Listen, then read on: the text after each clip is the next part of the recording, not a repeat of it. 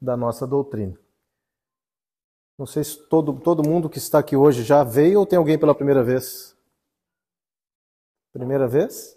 Os dois? Sejam bem-vindos. Tá? Qualquer dúvida, qualquer coisa, a gente tem como esclarecer as dúvidas no final. Tá bom? Fiquem à vontade. Bom, meus irmãos, o tema proposto para nós, na realidade foi sugerido, né, pelo Jean, que é o coordenador da parte das doutrinárias, é falar um pouco sobre reencarnação. E reencarnação é um tema que nós precisamos ainda amadurecer muito nas nossas ideias, porque eu sei que aqui dentro, eu tenho certeza, que aqui dentro tem gente que ainda questiona um pouco esse tema específico, reencarnação. Será que acontece? Será que é verdade? Será que existe? Né? Então hoje nós vamos procurar trazer informações para que vocês possam ir aos poucos desmistificando, né, isso aí e passando a entender um pouco mais e quem sabe aqueles que ainda não acreditam passem a acreditar. Tá? Então nós vamos falar sobre o planejamento reencarnatório. Nada mais é do que a reencarnação. Tá?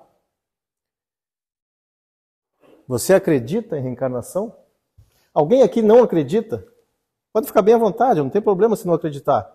Quem não acredita, levanta a mão. Todo mundo acredita? Ah, então, melhor, né? Melhor, né? Assim, se alguém falar que não acredita, até porque... tá ali, ó. Eu acredito, mas no meu caso isso se chama reciclagem. Para nós também, né? A reencarnação é uma reciclagem, ou seja, nós vamos reencarnar, nós vamos ver depois ali na frente o que quer dizer reencarnação, né? Que é o processo pelo qual o espírito, tá, estruturando um corpo físico, retorna periodicamente ao polissistema material, ou seja, ao plano material. Não precisa ser na Terra, pode ser em algum outro planeta material também, que ainda haja necessidade de se retornar, né? E esse processo tem como objetivo propiciar vivência de conhecimentos, auxiliar o espírito reencarnante a evoluir. Então, o básico da reencarnação hoje é a evolução do espírito.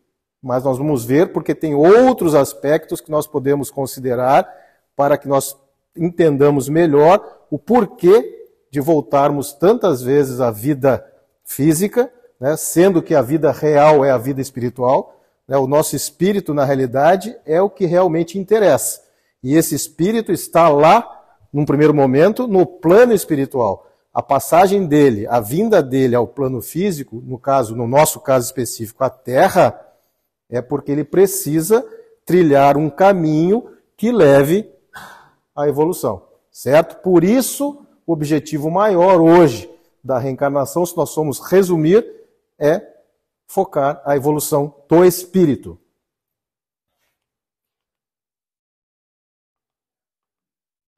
Então vamos lá. A reencarnação se baseia a princípio em dois princípios, tá?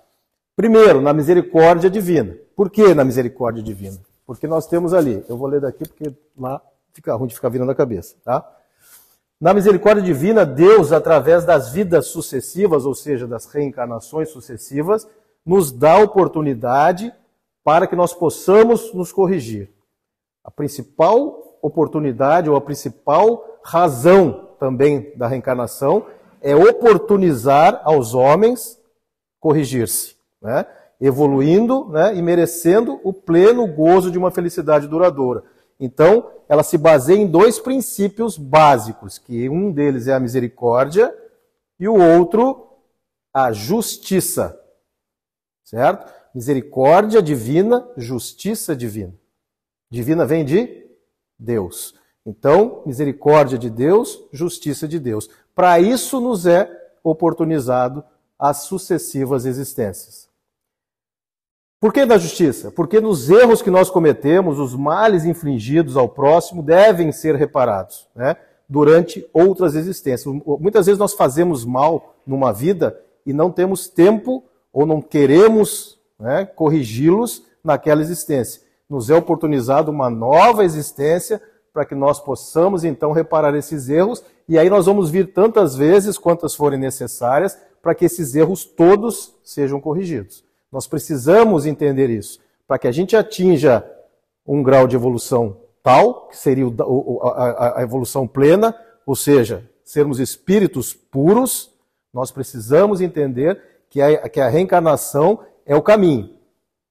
É a oportunidade que nos é dada para chegarmos lá. Hoje todos nós aqui, somos espíritos imperfeitos. Todos.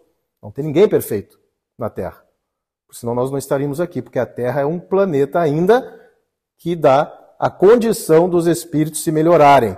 Para se melhorar, tem que ter alguma imperfeição. Tendo imperfeição, somos imperfeitos. Certo? Reparar os erros, a fim de que, experimentando os mesmos sofrimentos, os homens possam resgatar seus débitos, passando então a conquistar o direito de serem felizes. A felicidade plena só lá na frente. Aqui ainda uma felicidade relativa. Todos nós. Tá? Ah, eu sou feliz. Que bom. Mas nós não temos ainda a felicidade plena, a felicidade total. Nós estamos buscando essa felicidade total, essa felicidade plena. Nós temos uma felicidade relativa. Né? Nem todos, mas a grande maioria que consegue alcançá-la nesse mundo atinge uma felicidade relativa.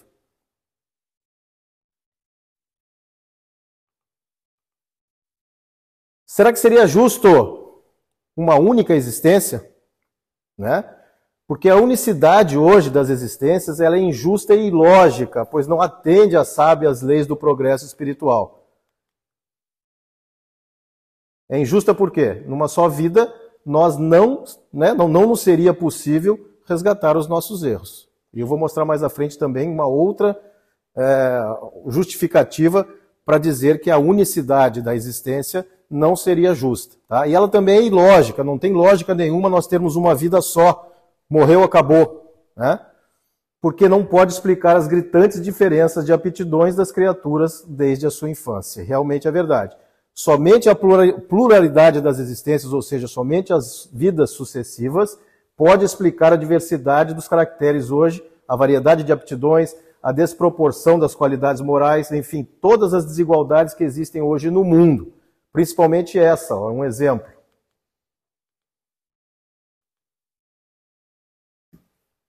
O que vocês acham? Seria justo duas crianças? Por que uma delas é perfeita e a outra é paralítica de nascença?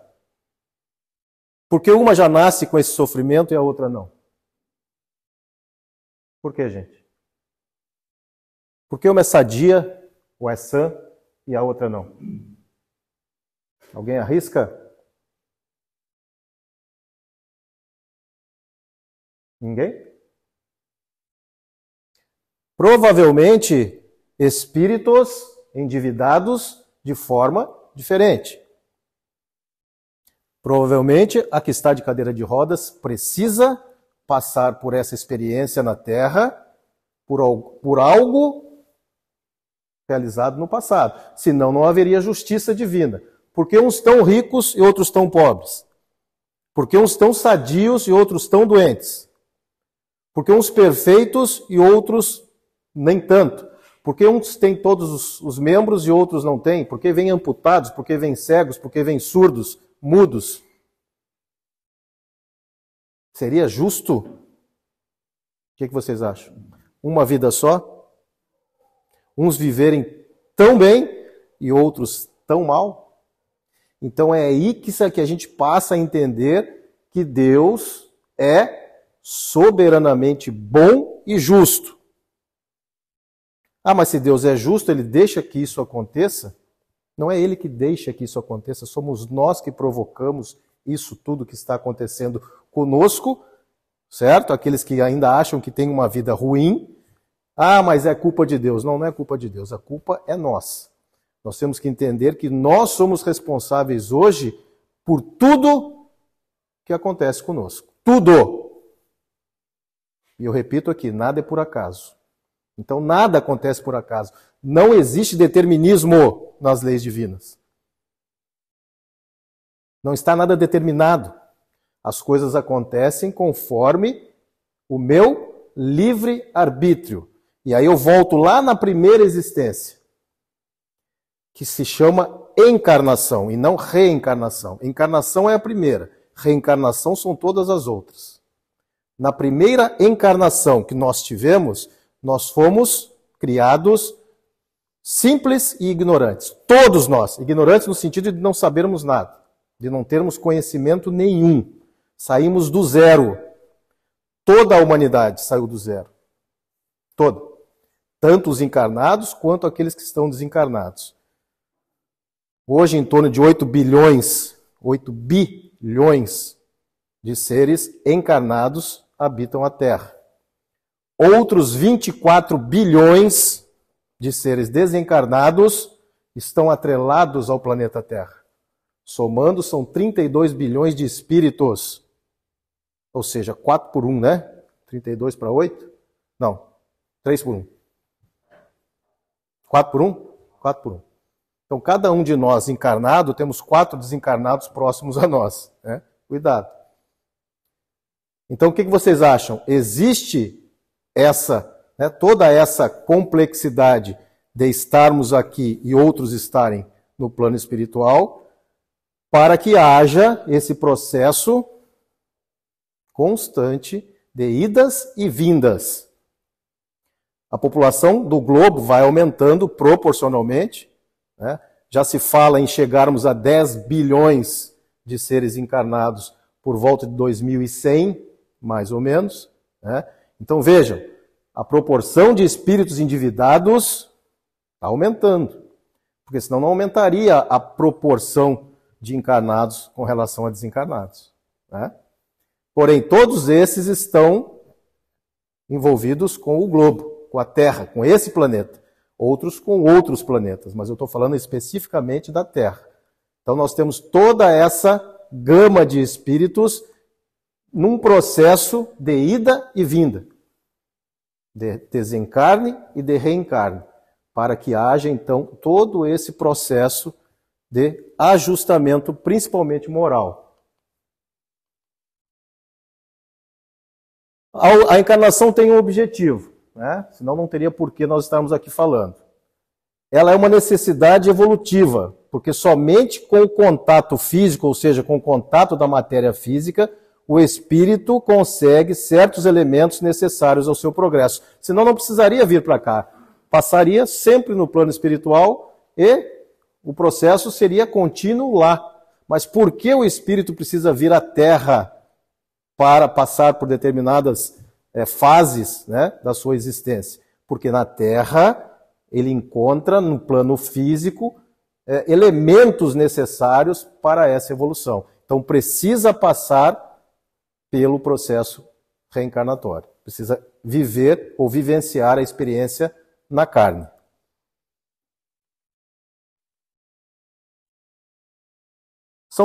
A princípio são três motivos para se reencarnar. Primeiro, o espírito pode reencarnar por expiação. O que é expiação? Quando nós ferimos o código divino, quando nós erramos, quando nós cometemos algo errado, nós precisamos expiar esses erros. Nós precisamos corrigi-los. Então nós muitas vezes reencarnamos por expiação. Volta para expiar os seus erros do passado. Volta para a Terra para poder te dar essa oportunidade de você reparar o que fez. Eu posso voltar por prova. Eu já expiei o que eu tinha que expiar e agora vão me dar provas para que eu cresça enquanto espírito também, porque faz parte da minha evolução. Não adianta eu vir aqui só pagar e não crescer, e não evoluir. Eu preciso evoluir. Para que eu evolua, precisam ser me dadas provas. É que nem escola. Para que a gente passe de ano, nós precisamos fazer provas. Certo? Essas provas vão nos dar vão nos dar o direito, digamos assim, de progredirmos, de passarmos de ano. Mesma coisa na Terra. As provas que nos são dadas vão nos dar o direito de virmos melhor e cada vez melhorando os nossos regressos aqui. A nossa volta vai ser sempre melhor, ou pelo menos teria que ser sempre melhor se nós entendêssemos esse processo. Entendendo o processo de melhora espiritual, eu sei que eu me melhorando nessa vida, eu virei numa próxima melhor ainda. Agora, se eu não entender isso e tender para o lado errado da coisa, né, o lado oposto, ou seja, tenho dois caminhos, o bem e o mal. Se eu optar pelo mal, com certeza eu retornarei numa próxima existência expiando aquele mal que eu cometi. Certo? E por fim, eu posso vir por uma missão. Na realidade, todos nós podemos estar expiando, podemos estar sofrendo provas, mas com certeza todos nós temos uma missão. Todos nós. É uma tarefa específica, né? Que pressupõe certa condição para muitos espíritos que já são evoluídos, porém para nós também, e objetivo o melhoramento de algo ou de alguém. Então eu posso vir para me melhorar ou para auxílio à melhora de alguém que convive comigo. Então muitas vezes a minha missão é com o próximo e não comigo. Então muitos de nós temos missões específicas que nem sabemos. Nos comprometemos lá no momento de fazer todo aquele planejamento reencarnatório e no momento que nós viemos para cá, pela questão do esquecimento, que é preciso, né? A gente não pode se lembrar de tudo, mas nós nos comprometemos a chegar aqui e cumprir determinadas missões que muitas vezes a gente nem sabe que tem. Às vezes, dentro do próprio lar, nós temos missões que não cumprimos. Mas todos temos. Tá? A própria maternidade é uma missão. Concorda? A mãe tem a missão de cuidar do filho. O pai também. Mas a maternidade e a paternidade são missões que são impostas àqueles que, né, querem, ou muitas vezes aqueles que por algum motivo dão a vida a um outro ser e esquecem, ou não querem, ou entregam, ou abandonam. Isso são missões que não são cumpridas. Como eu disse, nada é por acaso. Nenhuma coisa que aconteça conosco, nada que aconteça conosco envolvendo todo esse nosso processo de vida é por acaso. Tudo tem um porquê. A doutrina explica praticamente tudo.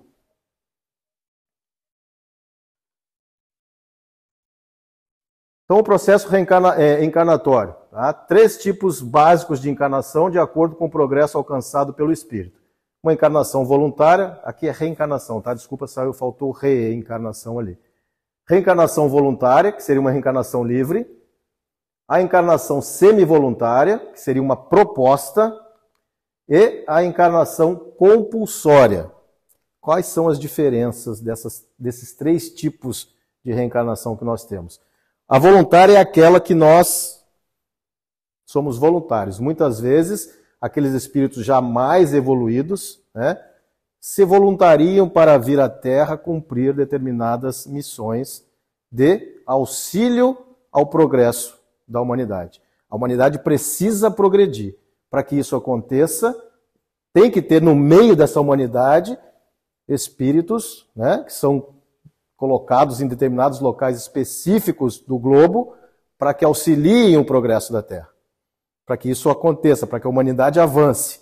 Aí vem os cientistas que descobrem a cura de doenças, aí vem os inventores, ou seja, uma série de espíritos que já estão reencarnando há muito tempo.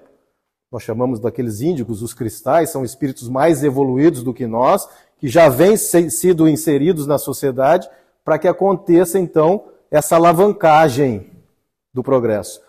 O globo, como eu falei, a Terra precisa evoluir, precisa passar de estágio.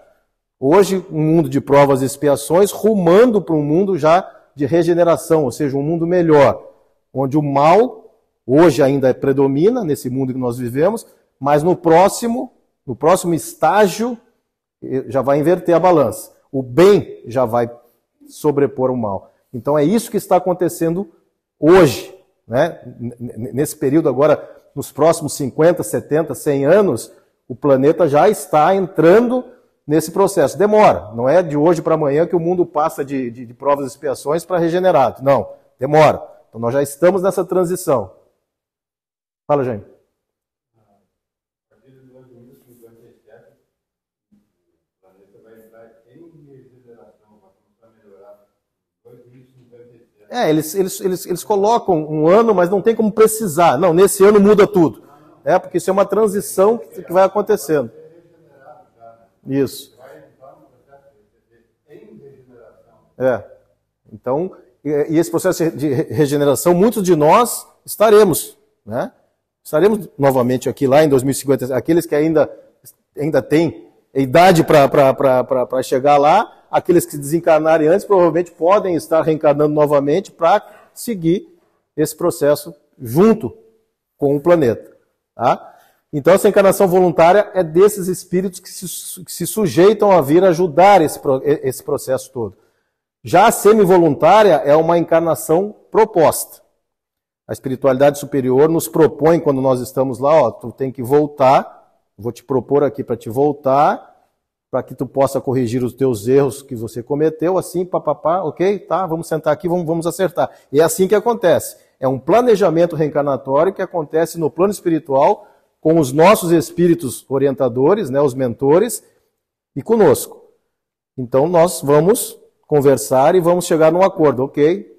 Quero voltar e vou fazer isso, para que eu possa, então, evoluir. E, por fim, a encarnação compulsória. É aquela que diz assim, ó, vai, e não tem escolha. Ah, mas eu não quero voltar. Porque para o espírito, a Terra, muitas vezes, é um suplício.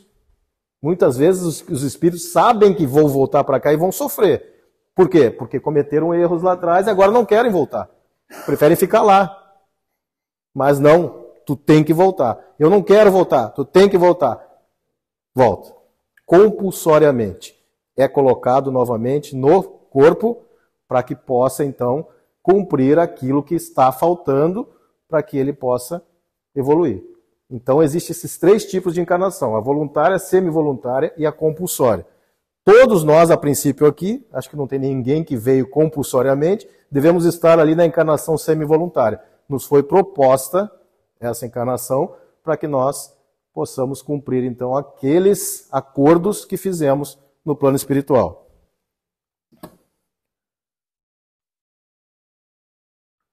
E aí, né, tem lá o Ministério da Reencarnação, onde eles vão escolher a nossa roupagem, que a gente vai, como é que a gente vai, como é que a gente vem, né? Isso aqui é só uma charge para a gente ter uma ideia, mas é o que eu estou dizendo para vocês. Existe, então, essa reunião lá em cima, nesse Ministério da Reencarnação, onde nós chegamos num acordo para voltarmos. Tá? As fases da reencarnação agora.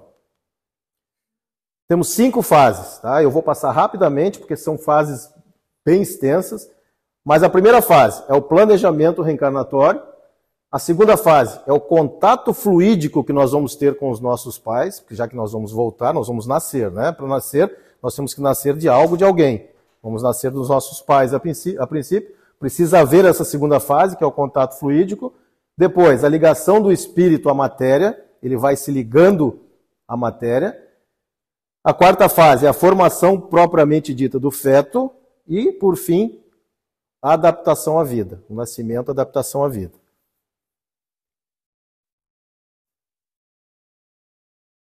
Para isso, existem aspectos psicológicos de quem vai reencarnar. Todos nós, quando estamos no plano espiritual, iniciamos um processo, né, de miniaturização. O que é isso? Nós estamos lá com a roupagem que nós tivemos na última encarnação. Então nós vamos estar vivendo no plano espiritual. Se eu desencarnar hoje, vamos dizer que eu esteja assim. Para que eu nasça novamente, o meu espírito precisa ser reduzido, para que possa compor o ventre materno, certo? Não tem como eu desse tamanho, o meu espírito e perispírito desse tamanho, voltar ao ventre materno desse tamanho. Então existe um processo de miniaturização do espírito. O espírito começa e ele começa a esquecer o que ele estava vivendo lá no plano espiritual e passa então a entrar em contato com o plano físico, onde ele vai voltar a habitar. Isso aí é importante.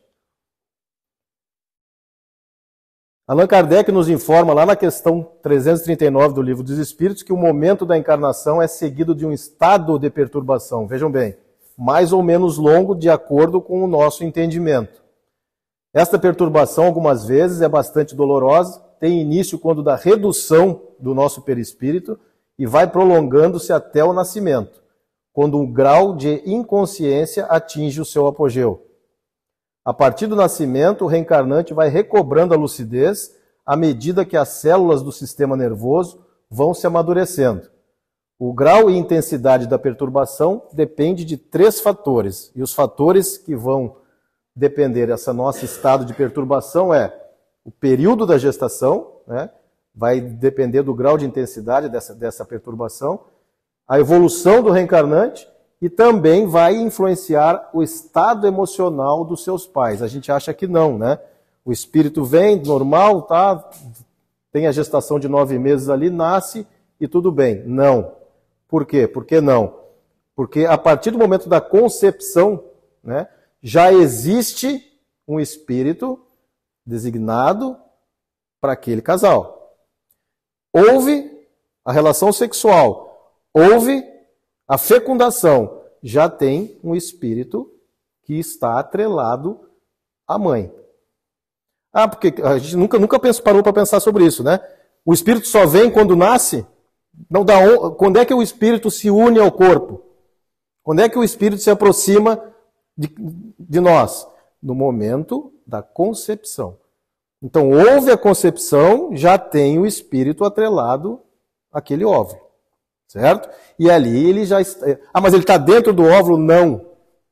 Ele está ali, próximo. Depois, sim, como eu disse, o processo de miniaturização, ele vai se moldando, e aí sim ele se acopla ao... No caso, quando ele já se torna, já está no estado fetal, ele se acopla ao feto, e aí o estado é aquele estado que ele vem sofrendo, né, de perturbação, vai diminuindo até o momento que ele acopla totalmente ao feto e depois inicia novamente quando ele nasce. E aí já é um outro estado que já inicia o processo da evolução. É complexo? É bem complexo. Se for estudar isso aqui, tem que ser um estudo bem aprofundado, tá? Porque nós precisamos entender todo esse processo. E aí entram vários aspectos, quando é estupro e quando tem a mãe não quer ter o filho, por isso o aspecto emocional dos pais influencia, quando a mãe rejeita o filho no ventre, quando o pai abandona, tudo isso influencia a evolução do reencarnante, de quem está voltando. Mas como eu disse, já existe um processo lá em cima, sabendo que eu vou receber, por exemplo, um filho aqui na Terra, muito antes de acontecer a concepção. Já existe o planejamento reencarnatório antes do ato sexual. Certo? Já acontece todo esse processo no plano espiritual para que quando a Júlia e o Otávio resolverem ter um filho, já está previsto se eles vão ter filho ou não. Já está. Né?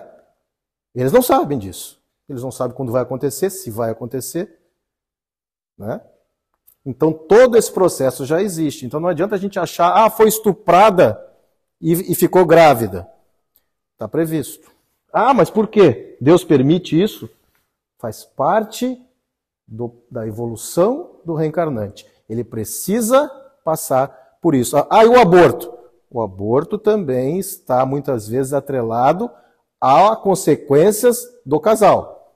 Abortou involuntariamente, os pais queriam ter filhos e a mãe, por qualquer problema, abortou. Está planejado. Aspecto emocional para os pais, consequência para os pais, resgate para os pais, expiação para os pais. Aquele espírito que não nasceu vai nascer de novo. Se não foi naquele momento, vai ser num outro. Mas ele vem de novo. Agora, o estado emocional que fica, os espíritos encarnados, pai e mãe, é outro completamente diferente. Isso faz parte de um processo deles, e não do espírito que não nasceu. Estão entendendo mais ou menos como é que funciona?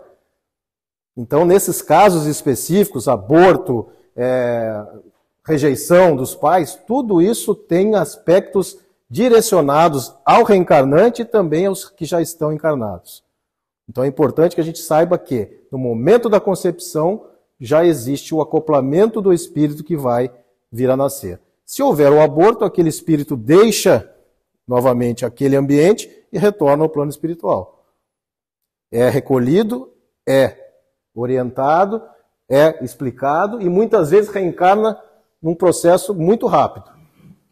Às vezes os pais perdem o filho ali, daqui 6 meses a mãe consegue engravidar novamente. E aquele espírito volta. Fica lá em tratamento e retorna. Casos já aconteceram, a gente sabe disso, né? Ah, não consegui engravidar, perdeu, engravidou, nasceu. Resgate, expiação, prova dos pais. O espírito está ali. Em determinado momento, ele vem, nasce e cumpre a sua missão enquanto espírito. Certo? Dúvida, gente? Tudo enrolado, né? É complexo, né? No caso, está programado para o espírito vir para aquele casal. Aí aquele casal recebe o filho e ou o pai ou a mãe, eu não quero. Aí é uma prova para, por exemplo, o pai ou a mãe futuramente ter que pagar em outra vida? Com certeza. Por exemplo, você renegar a paternidade ou renegar a maternidade, se aquele espírito tem ligação contigo de outras vidas e precisa vir e conviver contigo naquela existência e você ficar, não quero, vai ter uma hora que vai ter que viver. Se não nessa, numa próxima. Mas isso, o espírito que vem não tem culpa. Ele não tem culpa. Não tem culpa. Porque muitas vezes, aquilo que eu falei, muitas vezes ele vem e ele nem sabe. Né? Até ele chegar no momento de entender que o pai o rejeitou no seu nascimento, por exemplo, isso demora. Né? Até ele entender que isso aconteceu. Porém, num determinado momento, aquele pai que rejeitou, ele vai ter que, de uma forma ou outra, conviver com aquele espírito para que eles acertem alguma coisa que ficou devendo do passado, eles precisam passar por aquilo. Se ele não voltar como filho, ele pode voltar como pai, como irmão, mas vão viver uma vida juntos. Sem saber, de repente, não fica prejudicado, né? Não, prejudicado não. Não. Ele fica na consciência que ele sentiu, foi feito aquilo com ele, o abandono. Provavelmente. Porque fica registrado, né? Aquela sensação, como a gente já viveu outras vidas juntos, por exemplo, aquele espírito volta novamente com aquela família. Exatamente, ele tem aquela sensação. E quando ele desencarna, por exemplo, ele é abortado, um aborto que não é espontâneo, um aborto provocado, os pais provocaram o aborto daquele espírito que já estava designado. O espírito volta. E aí ele fica sabendo. Porque ele volta a um estado de consciência no plano espiritual novamente e fica sabendo que os pais o abortaram. Só que ele sabe também que ele vai voltar. Ele tem que voltar. Salvo ele. Tá. Ele fica com aquela insegurança dos próprios pais. Porque durante a vida, o crescimento, ele vai saber disso tudo. E vai começar a vir à tona aquelas lembranças que ele teve daquela rejeição que ele sofreu quando ele estava ainda no ventre da mãe. Existe essa ligação fluídica muito forte. E a gente acha que não. Apesar de que a criança ela vai até os 7 anos, né? Ela tem aquele tempo para se adaptar ao plano que ela veio viver, ou seja, na Terra. Então, até os 7 anos, a criança ainda tem uma ligação muito grande com o plano espiritual. Então, tudo aquilo que ela sente, que ela viu, que ela sentiu lá, ela traz para cá e até os 7 anos ela ainda tem muitos flashes, muitos insights daquele momento em que ela está vivendo. Tanto que a gente diz que as crianças, né, até os 7 anos, têm visões, enxergam, conversam, têm amiguinhos que a gente vê conversando. Está conversando com quem? Não, estou conversando com fulano.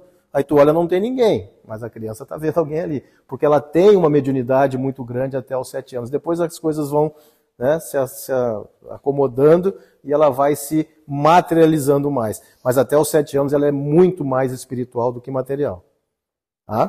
Pode acontecer o espírito precisar disso, por exemplo, assim, das pessoas que querem muito ter filhos e não conseguem. Uhum. Já vi acontecer de a pessoa estar grávida, daí tomar medicação, tudo e não acontecer nada, não abortar. Pode um espírito precisar vir e passar por um aborto para o nascimento dele? Pode também. Porque assim, ó, tudo tem um porquê. Ou é para o espírito, é como a gente diz também com aquelas mortes prematuras, né? Por que às vezes nasce 2, 3 dias, desencarna, às vezes com 1 ano de idade desencarna, com 2 anos. Muitas vezes não é o espírito, é provação para os pais. Ou seja, eu vivi 77 anos na minha última encarnação e eu tinha que ter vivido 80, por exemplo. Eu não cumpri aquilo ali. Às vezes pode ser para mim, eu volto e vivo 3 anos. Aquele espírito que veio para viver 3 anos, para completar uma existência passada, pode ser para o espírito, mas pode ser provação para os pais perder um filho com 3 anos de idade. Porque o sofrimento vai ficar muito mais naqueles que ficam do que naquele espírito que desencarna, porque ele volta para o plano espiritual e lá ele é acolhido, lá ele segue vivendo. E sempre dizem que a vida no plano espiritual é melhor que aqui. Então, sofre mais quem fica, não quem parte, né? Então, nesse caso que a senhora perguntou, sim. Só me confirma. Se um espírito ele pode vir, mas eu só tenho que chegar lá e ficar uns meses e voltar. Pode acontecer de um espírito precisar disso? Pode, ficar pouco tempo. Ou ficar um mês antes de retornar mesmo? Pode, o aborto, né? ou o natimorto, que a gente chama, é aquele espírito que já, aquele ser que nasce morto. O natimorto. Também, dos dois. Tanto do espírito passar por aquilo ali, por aquele momento único de nascer e morrer, ou de não nascer, porque ele vai se atrelar ao corpo, ele vai passar toda a gestação próxima dos pais, e no momento morreu, por algum motivo, no útero da mãe, ele morreu ali, o espírito se desprende, retorna, e vai ser explicado por quê. Porque provavelmente era a missão dos pais passar por aquilo ali. Tudo tem uma explicação, como eu estou dizendo para vocês. A gente vai abrir aqui um leque de várias e várias e várias opções do que pode acontecer. O porquê, né? Porque é para o espírito, é para o pai, é só para a mãe, é para o casal, é para algum parente que está próximo, que teria uma ligação também com aquele espírito. Porque às vezes a ligação parental, né, não é só pai e mãe. Tem outras pessoas em volta que estão ligadas também, né? A família hoje, gente, a gente não entende a importância da família. Porque ninguém nasce numa família por acaso também. Se nós estamos hoje convivendo, pai, mãe, filhos, né? Avós, tios, tudo isso tem uma ligação anterior. Não foi juntado aqui, vamos pegar esse aqui, esse aqui, esse aqui, esse aqui, vocês vão se juntar e vão fazer uma família. Não, não é assim. Isso já vem lá.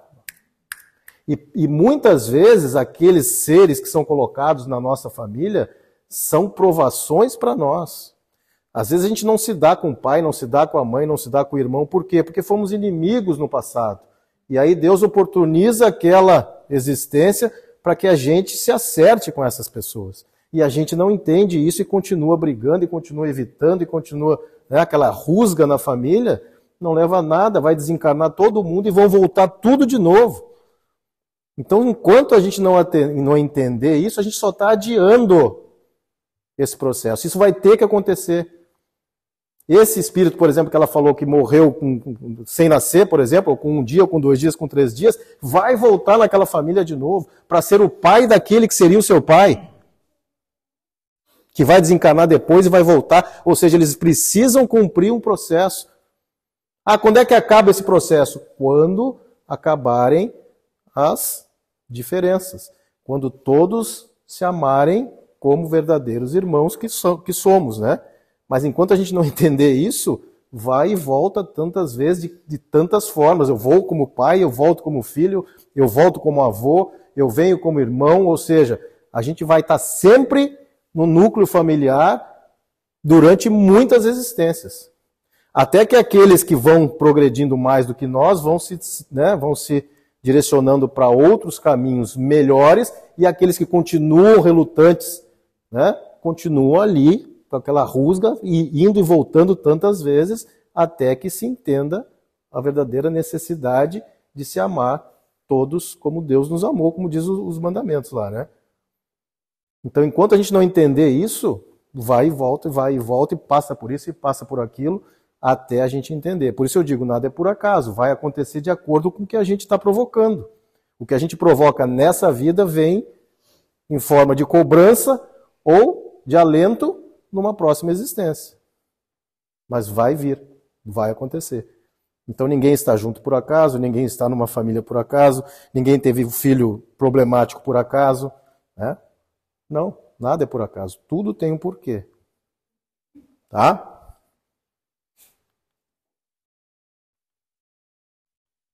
Dúvidas? Já tiveram, né?